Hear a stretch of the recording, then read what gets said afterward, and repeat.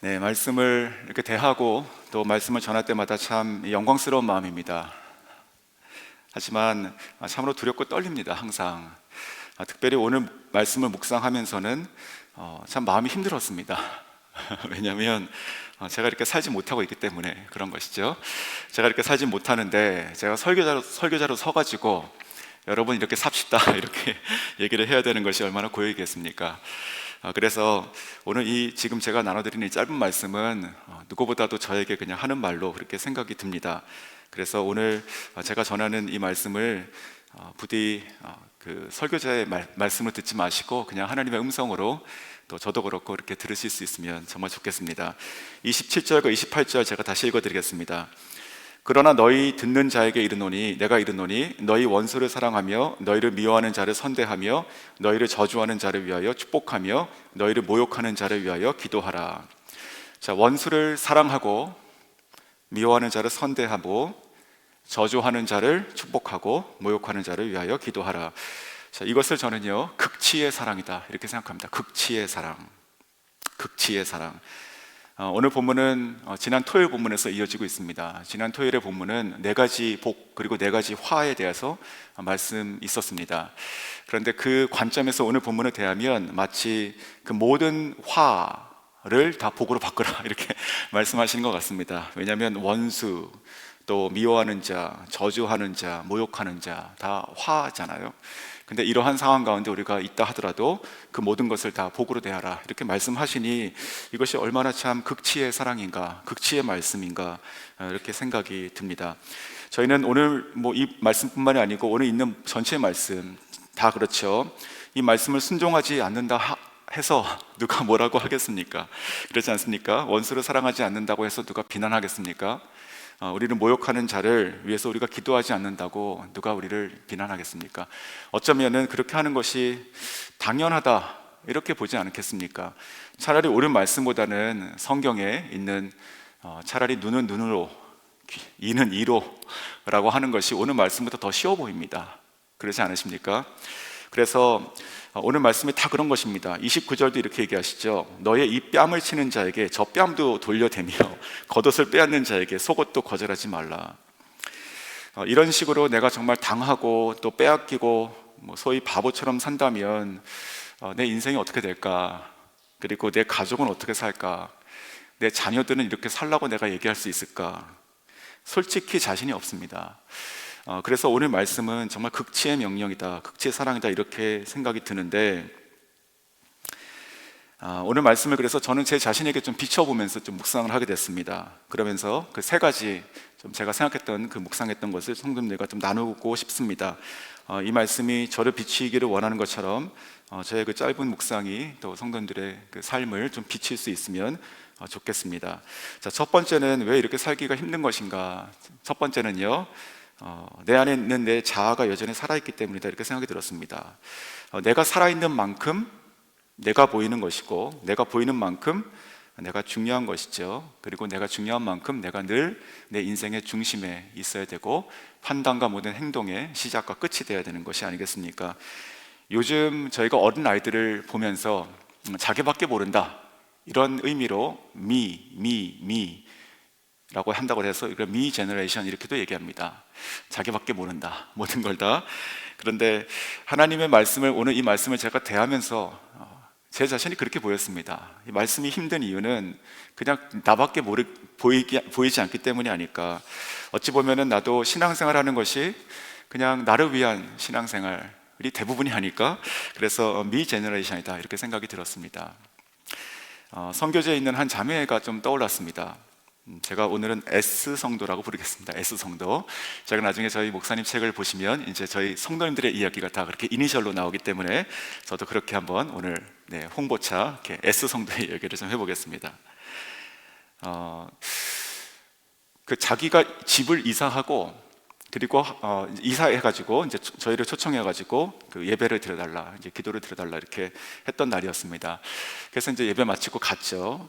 가서 교회 이제 몇 성도들하고 같이 이제 그 집을 방문했는데 작은 집들입니다. 물론 이제 캄보디아에 있는 집들이 그 작은 집들 위에서 그 작은 집을 또 이렇게 칸칸이 방마다 나눠가지고 또 세를 주는 그 집에 들어가서 있는데, 거기 3층에 꼭대기에 올라가면 그 나라 날씨의 3층이라고 치면 굉장히 덥습니다. 네, 굉장히 더워요, 항상. 자, 그 3층 꼭대기에 있는 집에 이제 방을 얻어서 살게 돼서 이제 거기 가서 이제 예배를 드렸죠. 그 자기와 또 자기 한 여동생과 같이 둘이 그 집에 사는 것입니다. 물론 방은 하나고. 그런데 그 작은 방 하나가 있고, 그 앞에 딱 문을 열면 그냥 거기 이렇게 게스트 조금 음식을 할 수 있는 요만한 거, 그거 딱 하나 있고, 이제 신발 벗을 수 있는 공간밖에 없어요. 근데 바로 그 공간에 이렇게 딱 비어 있습니다. 그래서 여기는 뭐냐 그러니까, 여기는 자기 동생이 와서 이제 살 거다, 이렇게 얘기하는 겁니다. 시골에서 이제 고등학교를 졸업하고 자기 동생이 이제 곧 언제 올라오니까 바로 여기서 이제 누워서 잘고 이렇게 산다라고 하는 것이에요. 그런데 이제 그 동생에 대한 얘기를 듣는데 참 기막힌 사연이 있었습니다. 어떤 사연이었냐면, 이제 어렸을 때 이제 자기 아버지 그리고 어머니가 계신데, 그 아버지가 그 다른 여자와 이제 눈이 맞아가지고 집을 나갔습니다. 그러니까 이렇게 힘들게 하다가 결국은 나갔어요. 그래가지고 딴 살림을 차렸습니다. 그런데 놀라운 것은 뭐냐면, 그 눈이 맞아서 나가서 딴 살림을 차렸던 그 여자가 누구냐면 자기 어머니의 동생, 이모죠, 이모. 그리고 지금 이 자매가, S자매가 얘기했던 그 올라온다고 하는 그 동생이 누구냐면 바로 그 아들입니다. 그러니까 이게 동생이기도 하고 조카기도 한 것이죠. 뭐라고 불러야 됩니까? 제가 그 얘기를 들으면서 물론 이런 이야기들을 책에서는 읽을 수 있겠죠. 뭐 어느 나라 어디선가 있을 수 있겠죠, 지금도. 하지만 제 앞에 있는 그리고 성도가 그런 얘기를 하니까 제가 정말 좀 뭐라고 얘기를 해줘야 될까, 그리고 이것을 어떻게 받아들여야 될까. 지금 이 자매가 그 자기 동생을 데리고 와서 살고 하는 것이 합당한가, 뭐 이런 생각 들고, 어떻게 밉지 않을까, 이렇게 생각이 들었습니다. 그래서 저는 그 얘기를 들으면서 제 마음속에, 물론 목회자로 이렇게 대해줘야 되지만 제 마음속에 화가 났었습니다. 그 아버지에 대해서 얼마나 화가 납니까? 그리고 지금 이런 상황 가운데 지금 이렇게 그 자기 동생이라고 할까요? 그 동생을 데려와서 지금 자기가 챙겨주고 살아가야 된다는 지금 이 자매의 인생이 참 기구하다, 이렇게 생각이 들었습니다. 그 아이를 보면 자기 아버지가 보이는 것이고, 그 아버지가 생각이 나면 자기 어머니가 얼마나 불쌍하겠습니까? 그리고 이 모든 것을 어떻게 이해해야 되겠습니까? 참 어떻게 이것이 가능한가, 그런 생각을 하게 되었습니다. 저희가 이와 같이 뭔가 이렇게 사랑할 수 없는 그런 순간들이 있습니다. 그리고 어떤 대상들이 있죠. 그런데 그것을 깊이 들어가 보면, 물론 그 상황도 다 이해가 맞는데, 그런데 더 깊이 들어가면 사실 내가 용납하지 못하는 것이다, 이런 생각이 들지 않습니까? 내가 용납하지 못하는 어느 선이 있는 것 같습니다. 자아가 살아있으면 그 자아가 살아있으면 그 자아 이상을 용납하지 못한다는 생각이 들어요. 그러니까 마치 내 자아가 만약에 이게 조그만 종짓그릇이다, 그러면 이 종짓그릇 이상 넘쳐나는 어떠한 상황은 내가 받아들일 수가 없는 것이죠. 내 자아가 뭐 설령 이렇게 큰 드럼통 같이 크다 하더라도 그만큼까지는 이렇게 쭉쭉 받아들일 수 있죠. 뭐 용납하고 받아주고. 하지만 그 이상이 되면 못 견디는 것입니다. 그런 것이 아닐까요? 오늘 이 성경 말씀도 그래서 참 저에게 이렇게 힘든 것이 아니었을까. 솔직히 지금도 어렵죠. 제가 신앙인이 아니라면 이런 말씀을 순종해야 된다고 생각이 들까, 이런 정도가 아닙니까? 이제 그런 생각이 드는데, 결국은 제가 묵상하면서 내 자신이 보인 것이고, 결국은 내가 그 자아가 깨지지 않으면 안 되겠구나, 이것은 내가 노력으로 되는 것이 아니다, 이런 생각이 들었습니다. 그러면서 이제 부활하신 예수님께서 그 베드로를 만나셨던 그 장면이 또 연결해서 생각이 났습니다. 그 예수님은 그 잡은 생선을 이제 구워다가 베드로에게 먹이시며, 그리고 물으시죠.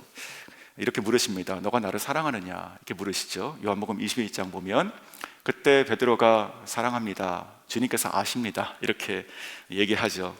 대답 아닌 대답, 그 마음을 표현하죠. 그랬을 때 예수님께서 말씀하신 것이 내 양을 먹이라 치라, 이렇게 말씀하십니다. 십자가 앞에서 조금 직전에, 뭐 며칠 전 이야기일 것이죠. 그 조금 직전에 그 십자가 앞에서 자기를 부인했던, 그리고 가장 그 예수님께 필요했던 그 순간에 침묵했던, 도망갔던, 부인했던, 저주했던, 인간적으로 생각하면 그 예수님은 이 베드로를 대할 수 없었을 것입니다. 그렇지 않습니까? 그런데 예수님께서 또한 동시에 이 베드로도 인간적인 마음으로 보면, 자기 자신의 어떤 그 수준으로 보면 지금 예수님 앞에 설 수 있는 자격도 없습니다. 대답을 어떻게 하겠습니까? 그냥 뭐 엎드려서 울거나 아니면 죄송하다고 사죄하거나 도망가거나 해야 되지 않겠습니까? 즉 이 베드로의 그 만나는 그 사건은요, 결국은 그 베드로 자신의 그 자아의 그 생각, 그리고 또 그 노력, 그 의, 혈기, 이 모든 것들이 지금 다 완전히 부서진 상태, 그 부서진 상태이기 때문에 예수님께서 그자에게, 예수님께서 자기 자신의 생명을 내어주심으로 살리신 자기의 양을 맡기게 되는 것이죠. 사랑할 수 있도록 부탁하신 것입니다. 저는 이것이 비결이라 생각이 드는 거예요. 그러니까 도저히 맡길 수 없고 사랑할 수 없는 그 존재이기 때문에 예수님께서 그에게 그 양을 맡기시고 사랑하라고 명령하시게 되는 것이죠. 저희도 살아가면서 그 이와 같은 이 말씀들을 대해야 되는 그 대상들이 있습니다. 아마 그 대상들이 물론 모든 곳에서 참 우리가 사랑하기 힘든 사람들이 있겠지만, 아마도 어쩌면 가장 가까이 있는 사람이 이 대상에 또 속하지 않을까 생각이 듭니다. 즉 가족 혹은 부부죠. 가족 혹은 부부. 그 유기성 목사님이 쓴 책 중에서 그 십자가에서 살아난 가정이란 책이 있습니다. 그 책에 대한 내용을 이렇게 좀 제가 읽어보진 못했고 컴퓨터를 통해 가지고 내용, 북 리뷰나 그런 내용들을 좀 반 읽듯이 이렇게 읽었는데, 거기에 이러한 그 대목이 나옵니다. 그 책 중에서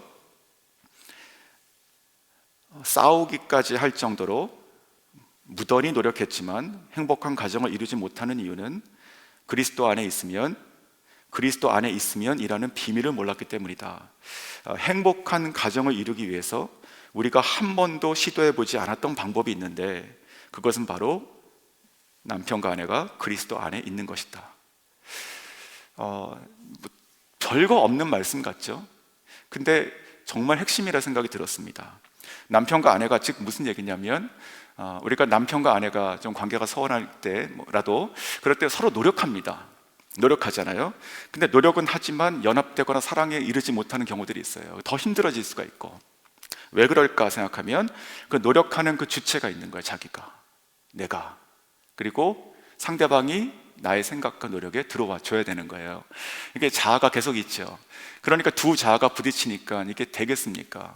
그래서 그 책에서 말하는 것은 노력해서 안 되는 지점이 있는데, 그래서 거기서 하는 것이 아니라 이 비결이 있다. 즉 뭐냐면 그 십자가 앞에 서라. 남편과 아내가 그리스도 안에 들어가라. 그러면 그 안에서 만난다. 이제 그렇게 얘기가 되는 것이죠. 그리스도 안에 들어간다는 것을 이제 묵상하며 보면 사실 그 무엇이건 그가 얼마나 큰 문제가 될 것이며, 또 그 상대방의 그 부족한 것이 얼마나 치명적이 되겠습니까? 그리스도 안에 내가 나를 세울 수만 있다면, 그 십자가 앞에 내가 설 수만 있다면 사실은 해결되는 것 같습니다. 자, 그와 같은 고백이 있는데, 오늘 이 모든 구절들을 다 그런 식으로 저희가 이렇게 따라가지 못하겠지만, 오늘 이 전체 말씀이 제 자신에게 거진 불가능한 말씀처럼 느껴지는 그 이유가, 그 답 중에 하나가 바로 내 안에 있었다, 이런 생각을 함께 나누고 싶었습니다.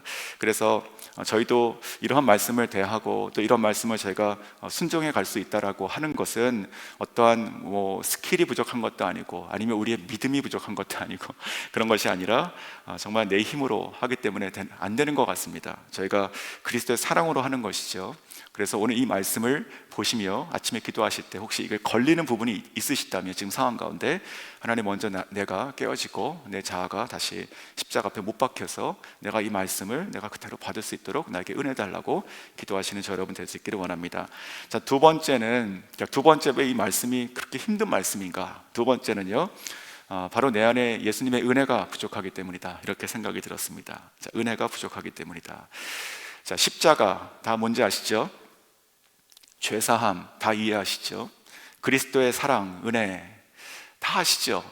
다 뭐 100번, 1000번, 10,000번 다 들어보신 이야기들이고, 자, 그런데 우리가 이러한 모든 것들을 다 알고 또 우리 가운데 그러한 그 은혜를 경험한 것도 다 있습니다.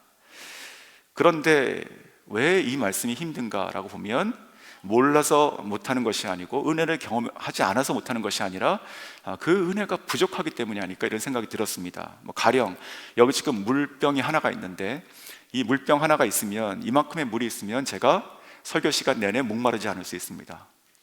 그렇죠. 계속 마실 수 있으니까요. 근데 만약에 이 물병보다 훨씬 큰 그 20리터짜리 한 통이 있어요. 그러면 그것 가지고는 저희가 몇 날을 살 수 있습니다. 한 이틀, 3일 살 수 있을 것입니다. 근데 그것보다 더 큰 만약에 물차 트럭 하나를 이렇게 받았다고 치겠습니다. 그 물 가지고는 저희가 얼마큼 살 수 있을까요? 대략 몇 달을 살 수 있겠죠. 그렇죠. 하지만 이 물병 하나의 물을 가지고 저희가 내일을 살아갈 수는 없죠. 그리고 또 우리가 만약에 큰 물통이 하나 있다고 쳐도 그것을 가지고 많은 사람과 나누며 살 수 없습니다. 또 우리가 큰 정말 엄청 많은 그 물 트럭 하나를 우리가 받았다 쳐도 저기 불씨 하나로 딱 산에 불이 나잖아요. 그럼 나무 한 그루도 못 끌 수 있습니다. 그 물 하나라도, 그 물 큰 트럭이라 하더라도 나무 한 그루도 못 끌 수 있는 것이에요. 자, 그렇다면 이 지금 가정에 말씀드린 이 세 가지의 이 물의 양에 대한 것, 즉 그러니까 이 물이 문제가 없죠. 뭐의 문제입니까? 양의 문제죠. 양의. 이 물은 똑같아요.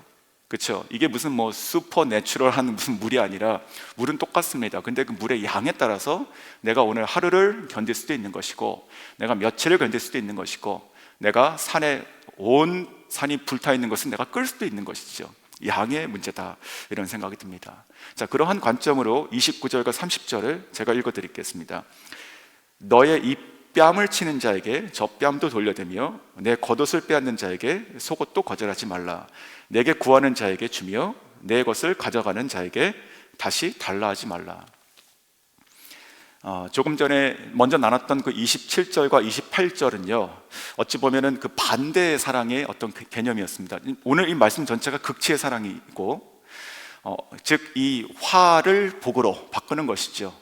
화 전체가 다 화인데 이 전체 화를 다 복으로 덮으라, 이제 이런 말도 안 되는 말씀이었죠. 근데 오늘 29절과 30절은 그에 비해서 성격이 좀 틀린 게, 그러니까 더 들어가는 사랑이다라고 볼 수 있습니다. 하나를 얘기하면 두 개를 줄 수 있고 또 구워진 것을 받지 않고 이제 이런 것들, 그러니까 뭔가 원수 모욕 이런 개념은 아니잖아요, 이것은요. 그렇죠? 이제 그러니까 이게 지금 더 들어가는 그 넘치는 사랑에 대한, 즉 양에 대한 그런 말씀이 아닐까 이런 생각이 들었습니다. 말씀 묵상하면서 어저께 목사님께서 나눠주셨던 그 삭개오가 생각이 났습니다. 삭개오가 그는요, 그 삭개오의 인생은 많은 것을 풍족하게 가지고 있었던 사람이었죠. 그리고 그것을 누리고 살아갔던 사람이었습니다. 하지만 그 영혼의 그릇에는 진짜 채워지지 못했던, 그 비어 있었던, 그 열망했던 것이 있었다. 그것이 바로 예수님이었죠. 그래가지고 그런 그 자신이 가지고 있었던 여러 가지 한계, 키나 어떤 그 사회적인 그 모든 한계들을 다 뛰어넘어서 반드시 내가 예수님을 만나고 보겠다라고 하는 그 일념으로 나무 위에 올라갔다. 제가 그렇게 들었죠. 그리고 나서 그 예수님께서 근데 그를 보시고 가던 길을 멈추시고 그의 이름을 부르시고 그의 집에 들어가서 유하셨다. 이제 그것이 어제 본문의 내용이었습니다. 그래서 삭개오의 집에 삭개오에게 임한 그 기쁨에 대한 얘기를 저희가 말씀을 들었습니다. 자, 그 기쁨이 충만했던 그날, 정말로 꿈과 같던 그날이 삭개오에게 임한 것이죠. 그래서 삭개오에게는 그 은혜가 충만했기 때문에 정말 그때 자기가 뭐를 얘기합니까? 예수님, 지금 이 보이시는 모든 것, 내 통장에 있는 모든 잔고 내가 반 다 이렇게 가난한 자에게 주겠습니다. 그냥 반 딱 띄고 시작해요. 그리고 나서 또 뭐 합니까? 내가 혹 알지 못하고 내가 토색한 것이 있다면, 내가 불의를 내가 취한 것이 있다면 내가 다 일일이 다 찾아가서 내가 4배씩 다 갚아주겠습니다. 이렇게 얘기합니다.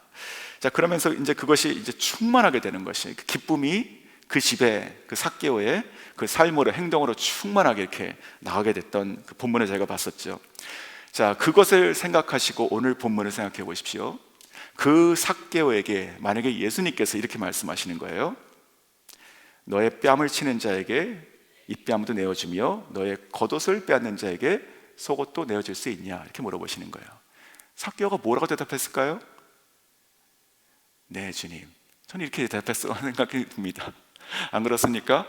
지금 삭개오가 지금 자기 재산의 모든 것, 뭐 옷 한 벌, 뭐 속옷 하나가 뭐가 문제입니까? 뭐 양말 한 짝이 뭐가 문제입니까?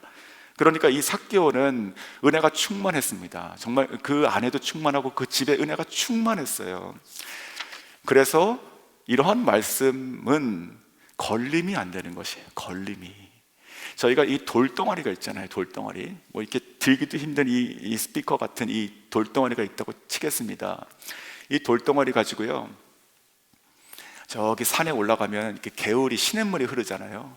그 시냇물 흐르는 거에다가 딱 던져요. 그럼 어떻게 됩니까? 시냇물이 탁 멈춰버리죠. 막혀버려요. 그렇죠?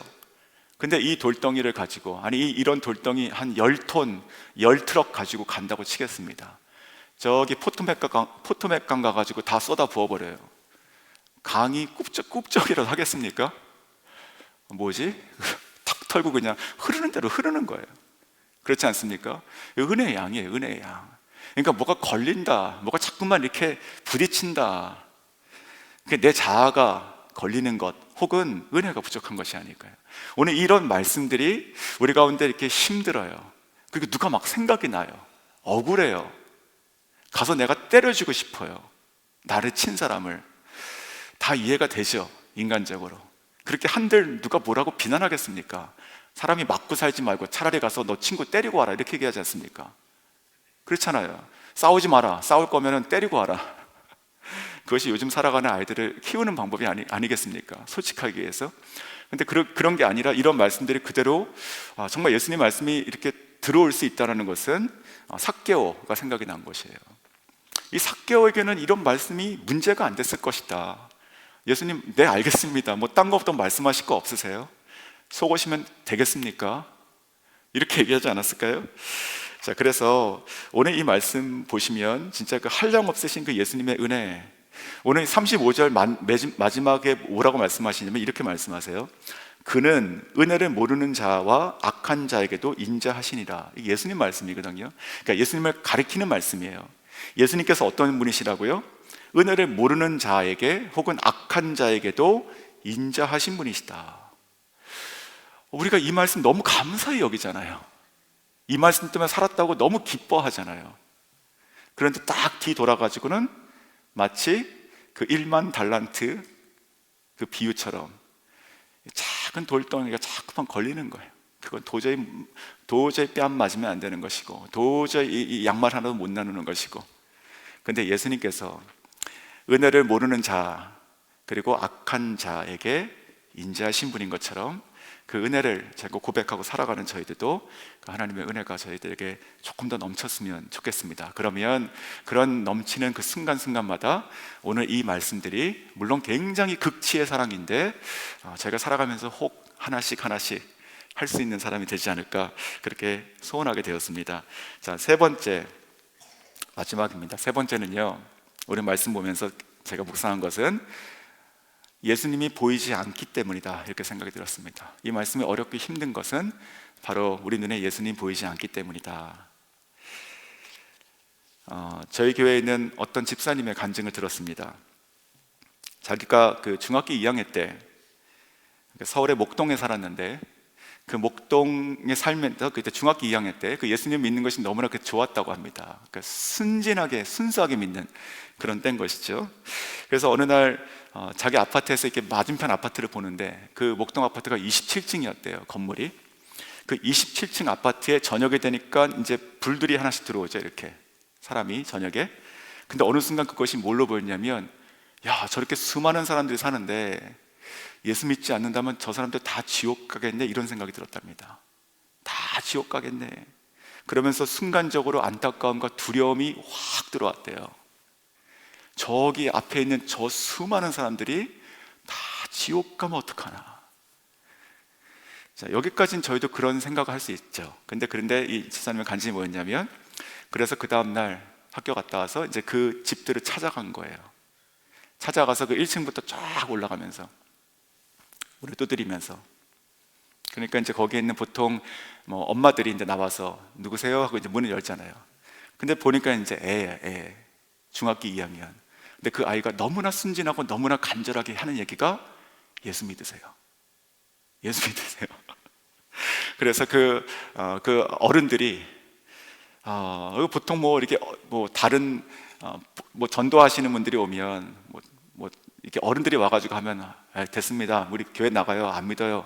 하면서 이렇게 문 탁 닫고 들어가잖아요. 근데 그러지 않고 이게 너무 귀엽잖아요. 아이가.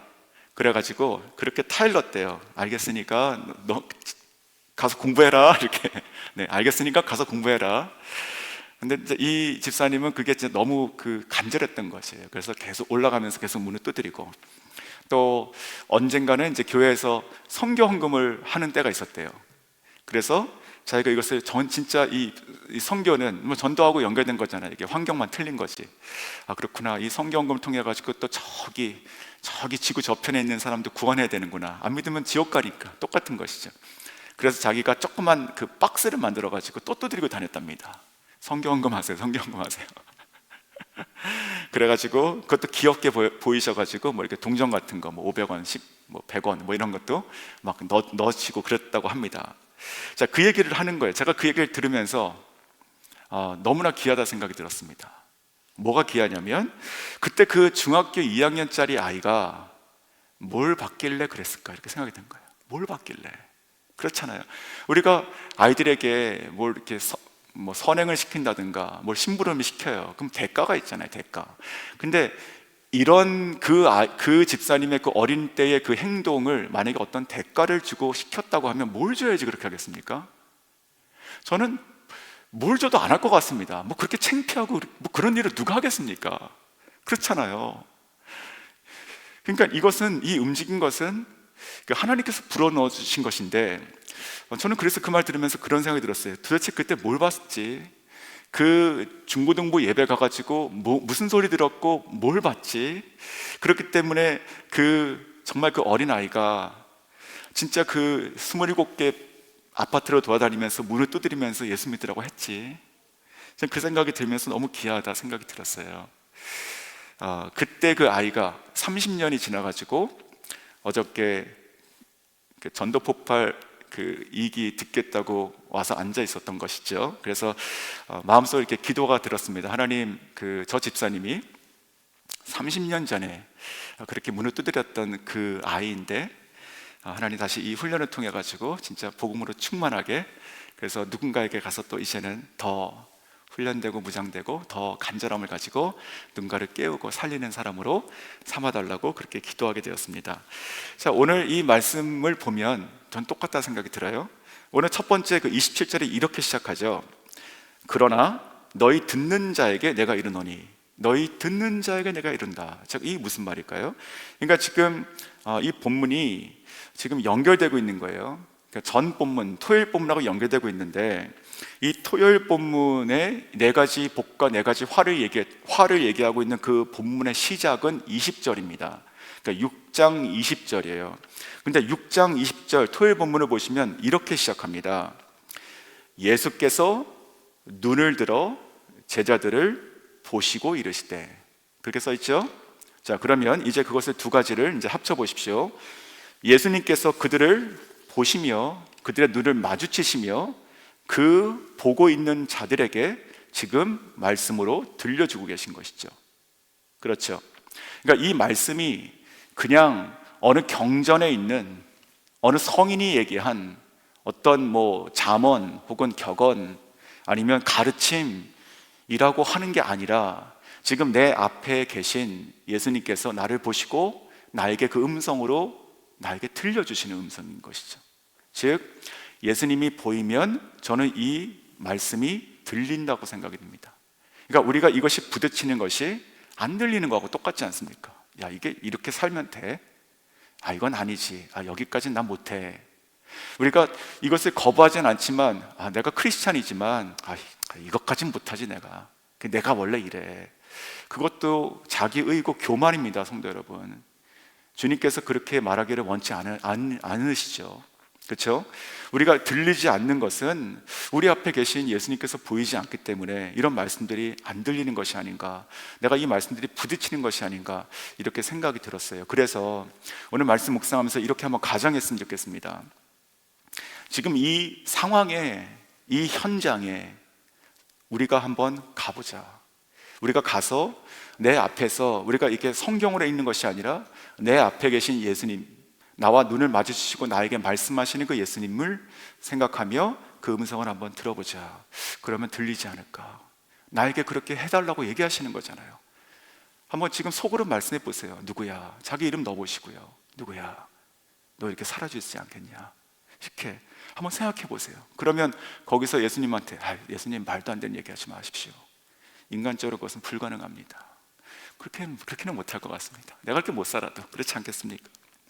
그래서 우리가 주님이 안 보이면 이런 가르침들이 나의 생각과 판단에 딱 걸리는 것이에요. 이거는 안 되지. 특별히 우리가 21세기를 살아가는 이때에 우리들의 자녀에게 이렇게 못 가르친다는 것이죠. 우리가 사랑하는 내 아들아, 누가 너 왼뺨을 치면 오른뺨 내, 누가 너 겉옷을 달라면 속옷도 내줘, 누가 너에게 그냥 구워달라고 하면 받을 생각 말고 그냥 베풀어, 너 그렇게 살아 라고 못 가르친다는 것이죠. 왜? 주님이 안 보이기 때문에 그런 것이 아닐까요? 그래서 오늘 이러한 말씀들이 저도 제가 초반에 얘기한 것처럼 진짜 제가 너무 힘든 말씀이에요. 이런 말씀이 극치의 사랑, 이런 극치의 사랑이 우리 가운데 시작될 수 있다라고 하는 것은요, 예수님이 보일 때다 이렇게 생각이 드는 것입니다. 자, 그러한 관점으로 오늘 본문을 한번 다시 보십시오. 주님이 보이시는지 이제 보십시오. 우리가 27절에 이렇게 예수님께서 말씀하셨어요. 내가 너에게 이르노니 너희 원수를 사랑하며. 그렇죠? 자, 이 말씀을 하시는 분이 보인다면 이제 우리가 이렇게 보이는 것이에요. 이 말씀을 하시는 분의 말씀 속에 있는 그 원수는 누구냐? 누굽니까? 빌라도예요? 로마 병정이에요? 저희잖아요. 저희. 지금 이 말씀을 하시는 분이 그 원수를 사랑하라고 말씀하시는 분의 원수가 나라고요. 그게 보일 수 있다고 생각이 듭니다. 그래서 그분께서 나를 사랑하신다는 이 사랑의 메시지를 이제 들리게 되는 것이죠. 그리고 또 너희를 미워하는 자를, 거부하는 자를 선대하라. 똑같은 얘기죠. 예수님께서 십자가에 못 박히시고 그 아래서 저주하고 모욕했던 그 사람들을 향해서 예수님께서 뭐라고 하십니까? 하나님, 저들이 지금 무슨 말 하는지도 모르고 있습니다. 용서해 주십시오. 지금 이 말씀 예수님 보이지 않습니까? 그리고 또 돌로 치려 했던 자들, 낭떠러지에 떨어뜨리려 했던 자들, 뺨 하나 정도입니까? 그냥 그들을 다 살려기를 원하시잖아요. 속옷 하나 주고 그래 내가 이 말씀 문자적으로 지켰다 그리고 하늘로 올라가셨습니까? 아니면 자기 몸을 들이셨습니까? 누구든지 목마르거든 다 내게로 오라고 말씀하셨어요. 그리고 또 수고하고 무거운 짐진 자들아 다 나에게 가지고 오라라고 말씀하셨어요. 그 모든 것 다 지신다고 하는 것이죠. 예수님이 보이면 이 말씀 속에 이 말씀을 이루신 분은 예수님이라는 것입니다. 우리가 주님을 먼저 사랑했기 때문에 그 사랑이 페어하게 우리에게 돌아온 것이 아니에요. 여기서 뭐라고 말씀하십니까? 너희가 만일 너희를 사랑하는 자만을 사랑하면 뭘 칭찬받을 것이며 너희가 너희를 선대하는 자를 선대하면 그것이 뭐냐? 그건 당연한 거 아니냐? 그거 아무것도 잘한 것도 없지 아니냐? 우리가 예수님께 선대해드렸습니까? 우리가 예수님을 사랑했습니까? 우리가 주님을 위해서 우리의 몸을 드렸습니까? 아무것도 없지 않습니까? 근데 그 아무것도 없는 가운데 주님께서 다 그렇게 하시지 않았습니까? 저는 오늘 이 말씀을 묵상하면서 그런 큰 깨달음이 있었던 것입니다. 나는 도저히 못하겠는데, 근데 도저히 못하는 것은 나에게 그저 선생으로서 학생에게 가르치듯이 그렇게 하는 것이 아니고 이 말씀 자체를 주님께서 이루셨구나. 근데 그 이루신 대상이 나구나, 이런 생각이 들었습니다. 초반에 그 선교지에 있었던 그 S자매 얘기를 나눴었죠. 그 S자매가 어떻게 그런 사랑을 할 수 있었을까? 처음에 저는 이해를 못했습니다. 저의 자아, 저의 생각과 판단, 그리고 저의 생각의 기준, 화도 나고 안 받아들여졌던 것이죠. 물론 목회를 하기 때문에 이렇게 보듬고 기도하고 하지만 속으로는 전 못 받아들였습니다. 이 가정의 문제를. 그런데 나중에 이 자매가 그럴 수 있는 그 이유를 나중에 알게 되었습니다. 또 다른 사연이 있었습니다. 이 자매에게는. 이 자매는요, 정말 키도 작고 아주 깡마른 자매예요. 진짜 30몇 킬로, 소위 잡으면은 이렇게 꽉 잡으면은 부러질 것 같은 그런 자매입니다. 그리고 굉장히 조심해요. 모든 것을 굉장히 조심하고 천천히 하고 뛰지도 않고 느리고 뭘 먹어도 조금 먹고 뭐 어디 가서 같이 우리가 교제한다 그러면 자기 먹을 거 딱 사와가지고 그거 딱 뜯어가지고 자기가 다 먹고 처음엔 되게 좀 이상해 보였습니다. 그렇잖아요. 그리고 항상 이렇게 올게닉 푸드만 먹고 좋은 야채들 뭐 감자 이런 거 가져오고 그런데 그 이유가 있었습니다. 뭐냐면 그리고 나서 몇 년 있다가 자기 그 사진을 저희들한테 보여줬습니다. 이제 관계가 좀 들어가니까 그런 과거의 어떤 그런 것들도 보여주게 되는 것이죠.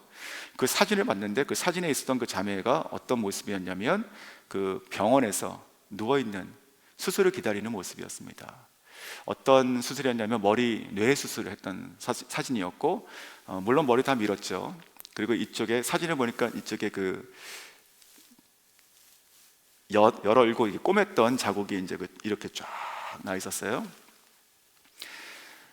그 캄보디아는 의료 시설이 너무나 열악합니다. 진짜로 상상 이상으로 열악해요. 그렇기 때문에 그 당시에 그 자매가 무슨 얘기를 듣고 그 수술실에 들어갔냐면 솔직히 어떻게 될지 모르겠다. 너가 오늘 뭐 이렇게 표현 안 했겠지만 죽을 수 있다는 생각, 그렇게 의사들이 얘기했을 때 오늘 최선을 다하겠지만 이렇게 되는 거예요.